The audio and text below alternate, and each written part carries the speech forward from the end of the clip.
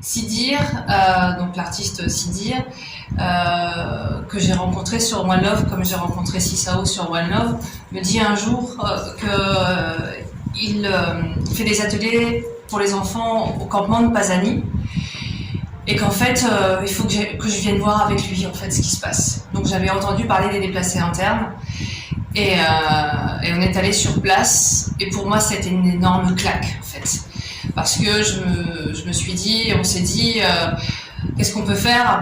Apporter des sacs de riz, oui. Apporter de l'eau, oui. Apporter des vêtements, oui. Très bien, mais qu'est-ce qu'on fait de ça en fait? Quand les sacs de riz sont finis, qu'est-ce qu'on fait? Et donc on s'est dit qu'on allait aller plus loin que ça.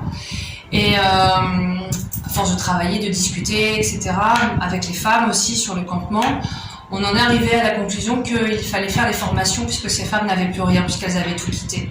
Faire des formations professionnalisantes, en fait, sur des activités génératrices de revenus rapides. Et donc, on leur a donné des formations de saponification.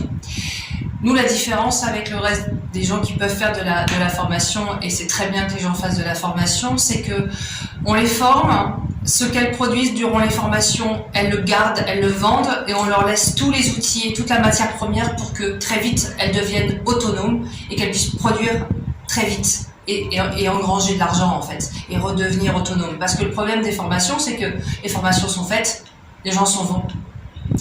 Mais il se passe rien en fait après.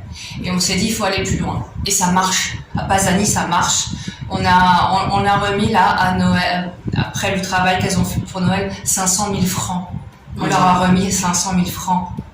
Vous imaginez? Et on a formé 100 femmes aussi à Dori. J'ai eu un message d'une des femmes